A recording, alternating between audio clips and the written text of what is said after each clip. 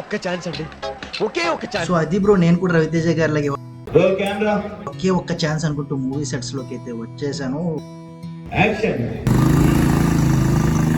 ఈ movie shoot experience ని మీతో షేర్ చేసుకుంటా. అసలు నేను ఈ మూవీలో యాక్ట్ చేశానా లేదా, ఎవరితో యాక్ట్ చేశాను, అసలు ఈ మూవీలో అవకాశం ఎలా వచ్చింది అనే విషయాలు చెప్తాను. ఈ వీడియోని లాస్ట్ వరకు చూడడానికి ట్రై చేయండి. ముఖ్యంగా మూవీ లవర్స్, ఎక్స్పైరింగ్ యాక్టర్స్ ఖచ్చితంగా చూడాల్సిన వీడియో. ఎందుకంటే మనం ఏసీ థియేటర్స్లో కూర్చొని 2.5 hours మూవీ, 3 hours మూవీస్ కూడా వచ్చేసాయి, మర్చిపోయాను.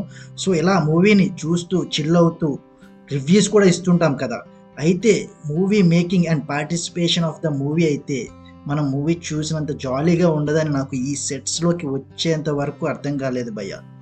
ఈ షూట్ వచ్చేసి మార్నింగ్ అనమాట.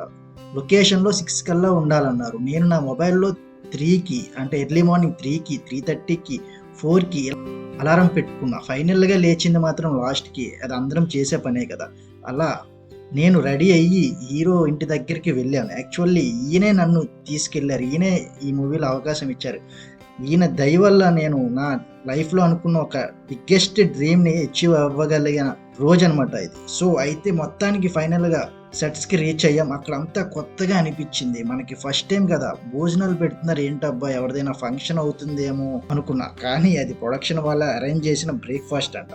మూవీలో యాక్ట్ చేసిన ప్రతి ఒక్కరికి ఫుడ్ అయితే ఉంటుంది. బ్రేక్ఫాస్టే కాదు, lunch, even dinner, night shoot అయినా డిన్నర్ అన్నీ ఉంటాయి అనమాట. నెక్స్ట్ వచ్చేసి క్యారవాన్. దీని గురించి చూశాను, విన్నాను, కానీ ఫస్ట్ టైం నేను కూడా లోపలికి కూర్చున్నా మన హీరో గారి దయ వల్ల. నెక్స్ట్ హీరో గారు రెడీ అయ్యారు, షూట్ టైం అయ్యింది, ఇంకా స్పాట్కి వెళ్ళాం. నేను చూస్తున్నాను ఎలా అవుతుంది, ఎలా చేస్తారు అని. ఎండ అయితే మామూలుగా లేదు. హీరోకి పెద్ద పెద్ద ఆర్టిస్టులకి తప్ప గొడుగులు, క్యారవాన్లు అయితే ఎవరికి ఉండవు. చచ్చినట్టు ఎండ అయినా వాన్ అయినా అలా వెయిట్ చేయాల్సిందే. మన సీన్ వచ్చే వరకు అలా ఉండాల్సిందే. ఇంకా లైట్ బాయ్స్, కెమెరామ్యాన్స్ అయితే ప్రతి షాట్కి ఆ పెద్ద పెద్ద కెమెరాస్ని అక్కడికి ఇక్కడికి అలా చేంజ్ చేస్తూ ఉంటారు. లైట్ డిపార్ట్మెంట్ వాళ్ళు డిఓపికి కావాల్సినట్టు అరేంజ్మెంట్స్ చెయ్యాలి. యాక్టర్స్కి అయితే ఆ సీన్ పర్ఫెక్ట్గా వచ్చే వరకు చేసిందే చేసి మళ్ళీ మళ్ళీ చేయాలి. పేషెన్సీ లెవెల్స్, ఎనర్జీ లెవెల్స్ అయితే ఖచ్చితంగా ఉండాలి. అది కూడా ప్యాకప్ చెప్పే వరకు. అది మార్నింగ్ 6కి స్టార్ట్ అయ్యి నైట్ లేదా నెక్స్ట్ డే మార్నింగ్ 6 వరకు కూడా అవుతుంటాయి. అయితే ఏది అంత ఈజీ అయితే ఉండదు. జనరల్గా స్క్రీన్ మీద కనిపించే వాళ్ళు చాలా ఎంజాయ్ చేస్తారు, వాళ్ళకి ఏ కష్టం ఉండదు, ఈజీగా మనీ సంపాదిస్తారు అని అనుకుంటాం కదా. అదే జాబ్స్ చేసే వాళ్ళు అయితే ఇంత కష్టపడాలి, మనకు వచ్చే డబ్బులు ఇంత తక్కువ.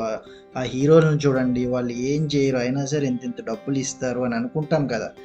అయితే అస్సలు మనం అనుకున్నది ఒకటి, ఇక్కడికి వచ్చి రియల్ గ్రౌండ్ లెవెల్లో చూస్తే మీ ఒపీనియన్ అనేది ఖచ్చితంగా చేంజ్ అయితే అవుతుంది. ఇది అబద్ధం అని అనిపిస్తే మీరు కూడా ఒక షూట్కి వెళ్ళి చూడండి. నెక్స్ట్ షూట్కి చచ్చినా వెళ్ళరు. ఇఫ్ ఇన్ కేస్ వెళ్ళారు అని అనుకుంటే అది మీ ప్యాషన్ ఒకటే మిమ్మల్ని తీసుకెళ్తుంది. అయితే నేను కూడా ఈ మూవీలో ఒక పార్ట్ అవ్వడం చాలా ఆనందంగా ఉంది. అది కూడా ఒక పెద్ద హీరోతో. ఇందాక మీరు స్టార్టింగ్లో చూశారు కదా, కొత్త బంగారు లోకం, హ్యాపీ డేస్ని మన ముందుకి తీసుకొచ్చి ఒక ట్రెండ్ సెట్ చేసిన వరుణ్ సందేశ్ గారితో షేర్ చేసుకోవడం అసలు నార్మల్గా అనిపించలేదు నాకు. అది కూడా నా డెబ్యూ యాక్టింగ్.